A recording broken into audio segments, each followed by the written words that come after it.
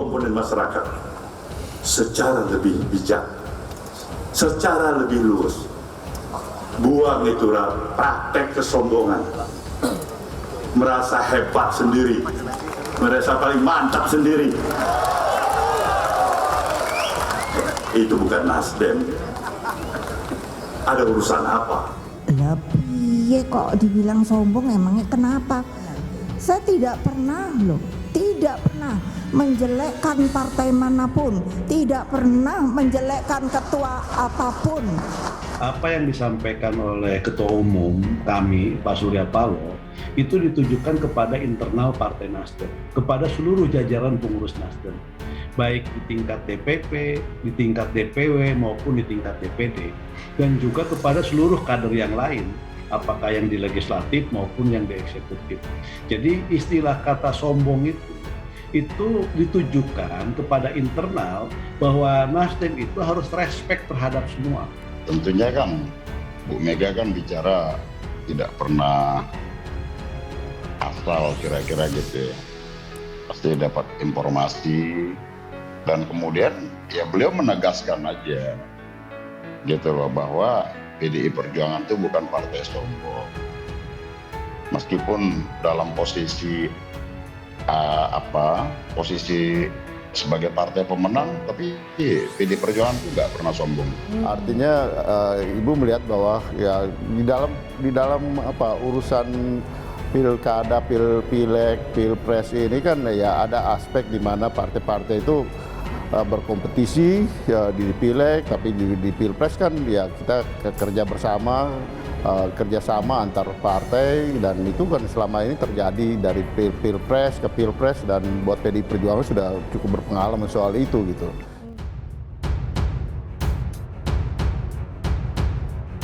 Saling sindir PDIP Nasdem berlanjut, pengamat sebut kontraproduktif. Saling sindir antara Partai Demokrasi Indonesia Perjuangan dan Partai Nasional Demokrat dinilai kontraproduktif. Peneliti Indikator Politik Indonesia Bawono Kumoro mengatakan meski telah mendeklarasikan Anies Baswedan sebagai calon presiden, hingga kini Nasdem masih bergabung dalam koalisi partai pendukung pemerintah. Menurut Bawono, keputusan Nasdem untuk mendeklarasikan Capres merupakan hak yang diatur dalam undang-undang. Oleh karena itu, deklarasi Capres harus ditempatkan di dalam konteks menjalankan salah satu fungsi dari partai politik sebagai sarana rekrutmen kepemimpinan nasional. Minggu 9 Oktober lalu, Sekretaris Jenderal PDIP Hasto Kristianto menyindir Nasdem setelah partai pimpinan Surya Paloh itu mendeklarasikan Anies Baswedan sebagai calon presiden. Hasto menyebut istilah biru keluar dari pemerintahan. Pengamat politik yang juga Direktur Indo Strategi Research and Consulting Arif Nurul Iman menilai aksi saling sindir PDIP dan Nasdem merupakan hal yang wajar. Apalagi pencapresan Anies menurut Arif juga menyiratkan keberanian partai pimpinan Surya Paloh itu. Menurut Arif, Nasdem dan PDIP sama-sama berkepentingan dalam suksesi Pilpres 2024. Kedua partai telah mengisyaratkan akan berada di poros yang berbeda. Meski begitu, dia menilai perbedaan sikap pimpinan kedua partai sebagai bentuk rivalitas politik yang biasa terjadi dalam politik. Saling sindir antara petinggi PDIP dan Nasdem ini berlanjut dengan munculnya desakan agar Presiden Jokowi mengeluarkan Nasdem dan koalisi. Pada Senin 10 Oktober, Forum Diskusi Relawan Jokowi meminta Presiden Joko Widodo untuk mencopot 3 menteri kader Nasdem. Menteri yang dimaksud adalah Menteri Pertanian Syahrul Yassin Limpo, Menteri Kehutanan dan Lingkungan Hidup Siti Nurbaya, dan Menteri Komunikasi dan Informatika Johnny G. Plate. Relawan Jokowi menilai hal tersebut bertentangan dengan nilai-nilai yang sejauh ini dijunjung oleh Jokowi. Lebih jauh, Johnny berpendapat pemilihan calon presiden atau capres oleh partai politik adalah hal yang lumrah. Kenyataannya, belum ada capres definitif sampai saat ini, juga mengacu pada perundang-undangan. Karena itu, dia menilai pernyataan yang dilontarkan relawan Jokowi dapat berdampak pada polarisasi kehidupan sosial masyarakat. Usung Anies, Nasdem terancam di sisi Jokowi tapi untung di pemilu 2024. Keputusan Partai Nasdem mendeklarasikan Anies Baswedan sebagai calon presiden di Pilpres 2024 menjadi sorotan publik. Sejumlah pengamat menilai langkah itu sebagai pertaruhan partai yang masih duduk di Kabinet Presiden Joko Widodo. Partai besutan Surya Paloh itu dinilai cepat mendeklarasikan capres, yakni 1 tahun sebelum pendaftaran pemilu 2024 resmi dibuka. Mereka pun menjadi satu dari 2 partai politik yang sudah mendeklarasikan capres. Sebelumnya, ada Partai Gerindra yang menyatakan dukungan terhadap Prabowo Subianto. Keputusan ini menjadi perbincangan karena posisi politik Nasdem di kabinet Jokowi. Mereka mendeklarasikan sosok yang diketahui berseberangan secara politik dengan Jokowi dan partai penguasa PDIP. Anies menjadi Gubernur DKI Jakarta setelah menumbangkan pertahanan Basuki Cahayapurnama alias Ahok pada Pilkada 2017. Kala itu, Ahok diusung Nasdem dan sejumlah parpol koalisi Jokowi. Keputusan Nasdem mendeklarasikan Anies sebagai capres membuat sejumlah kader mengundurkan diri. Meskipun Nasdem mengklaim 3.000 kader bergabung usai Anies jadi capres resmi, Nasdem pun menjadi sasaran kritik PDIP rekan koalisi Nasdem di pemerintahan Jokowi. Sekjen PDIP Hasto Kristianto menyebut partai yang sudah deklarasi capres mengganggu konsentrasi dalam pemulihan bangsa khususnya masalah perekonomian. Sementara itu, Jokowi belum merespons langkah Nasdem itu. Dia mengaku masih dalam kondisi berduka atas tragedi Kanjuruhan yang menewaskan 131 orang supporter sepak bola. Pengamat politik Badan Riset dan Inovasi Nasional Wasisto Raharjo menilai Nasdem sedang mempertaruhkan posisinya di kabinet Jokowi. Menurutnya, Nasdem melakukan hal itu demi memperbaiki posisi pada pemilu 2024. Wasisto menilai Nasdem sadar betul keputusan mendukung Anies sangat beresiko. Namun, mereka rela mempertaruhkan posisi di kabinet agar bisa menjadi pemain utama pada pemilu berikutnya. Wasisto mengatakan langkah ini membuat Nasdem punya posisi lebih baik ketimbang Pilpres 2019. Mereka punya daya tawar lebih karena menjadi kekuatan utama koalisi Anies.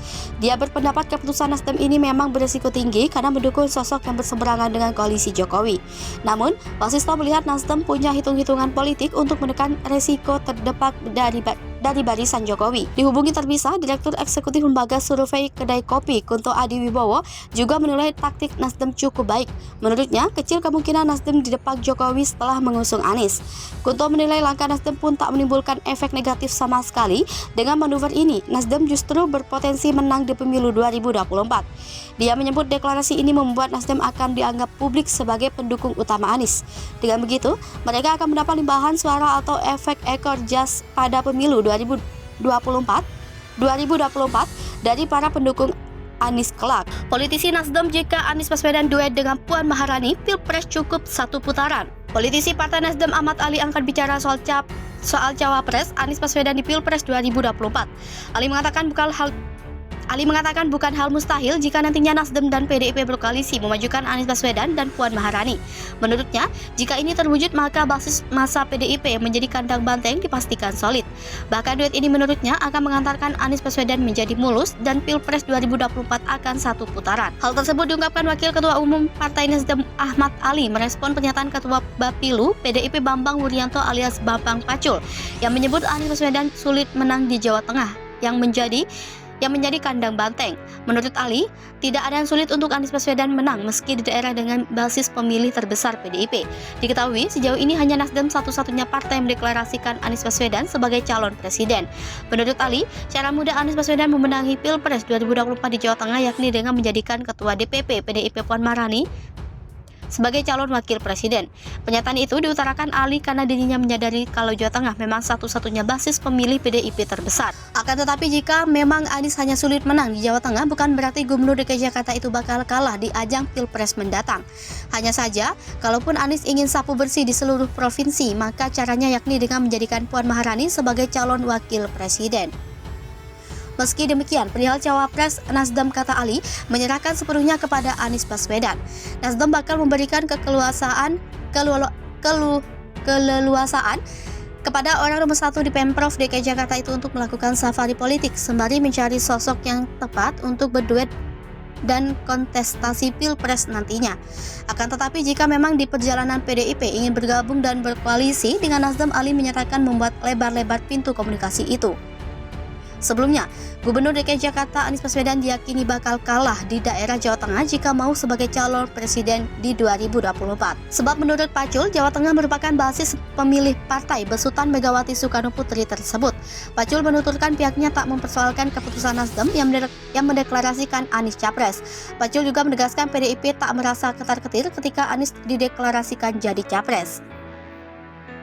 Sementara itu, juru bicara PKS dan Pipin Sopan menyebut PKS mendorong agar terciptanya lebih dari 2 pasangan calon presiden pada pemilu 2024 mendatang. Pipin meyakini dengan lebih dari 2 pasangan calon presiden yang dihadirkan akan memberikan banyak pilihan dalam menentukan kandidat presiden. Dia menyebut banyaknya capres yang muncul ke publik akan menghindari keterbelahan. Lebih lanjut, Pipin menyebut PKS terus mengupayakan agar lebih dari 2 poros dalam pemilu nanti. Dia menyebut komunikasi PKS dengan partai-partai lain berjalan baik.